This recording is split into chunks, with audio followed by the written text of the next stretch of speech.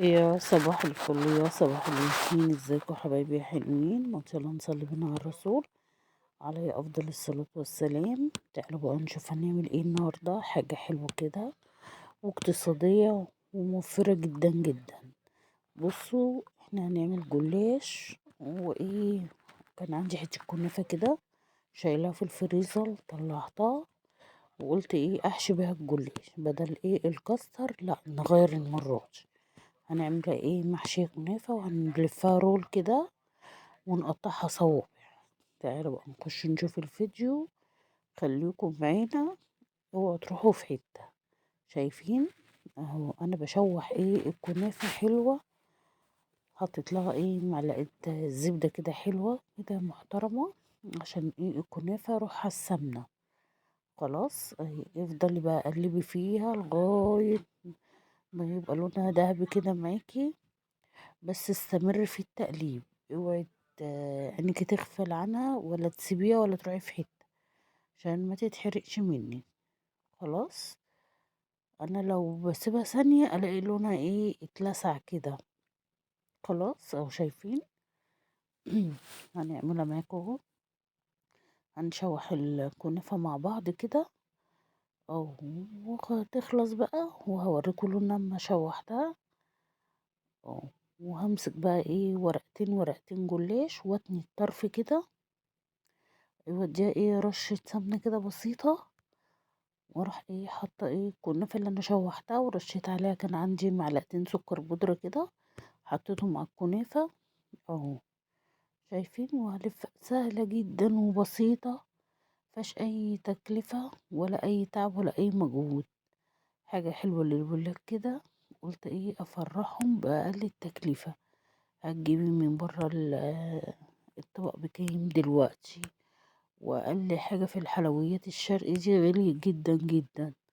ليه؟ عشان السكر والسمنة. خلاص اهو شايفين. خلاص انا بقى ايه قربت اخلص، لفيت كله وحطيته في الصاج اهو.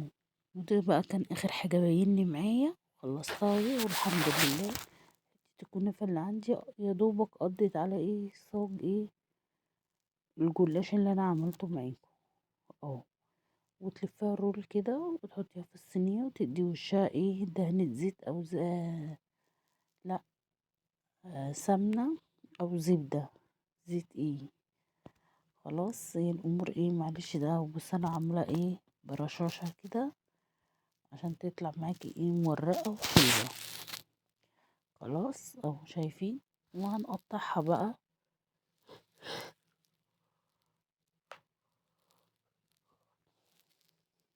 اهو. انا عمالة احط عليها السمنة اللي كانت معايا بقيتها اهو.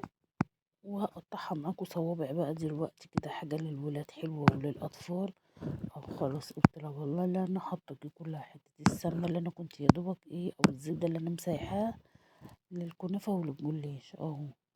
خلاص خلصت بقى دخلها الفرن. هقطعها الأول أهو. بطلعها فوق على الرخامة عشان أتملك فيها وأقطعها أهو. دلوقتي إيه خلاص أهو بقطعها أهو معاكم اهو. شايفين يا بنات؟ شايفة يا ست الكل؟ سهلة جدا وبسيطة وهتفرحي ولادك بأقل التكلفة.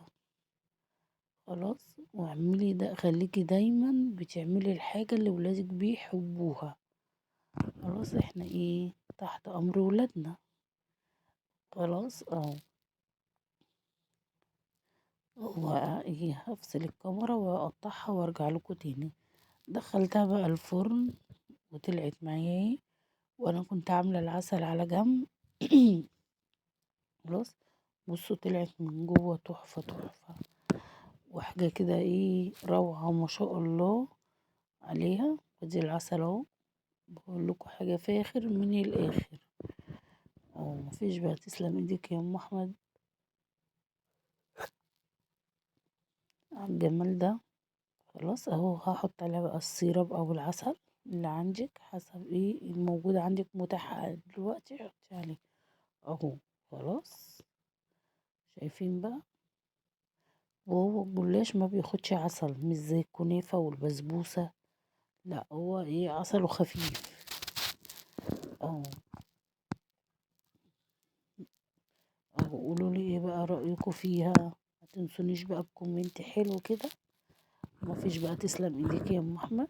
ويا رب يكون الفيديو عجبكم وتفرجوا عليه من الاول للاخر، هيعجبكم ويبسطكم، وحاولوا شاهديه حتى لو 5 دقايق البسيطة دي. خلاص يا بنات، خلاص يا ست الكل. اه نشوفوا بقى هنجيب من كام الجلاش ده من بره دلوقتي من محلات الحلويات. دلوقتي الحاجة بقت غالية جدا جدا، والحمد لله على كل حال. اه خلصته، ورصيته في الطبق معاكم زي ما انتم شايفين كده. يا بنات خلاص، كان طلع احلى جلاش وتحفة تحفة والله، جميل وحاجة فاخر من الاخر. يا رب يكون عجبتكم الطريقة، يا رب يكون انبسطتوا الفيديو معايا. ما تنسونيش بقى بلايك وشير وسبسكرايب عشان يوصلك كل جديد مع ام احمد وانس. خلاص يا ست الكل، خلاص يا بنات. اه شايفين، هو ده بقى كان الجلاش بتاعنا النهارده الحلو.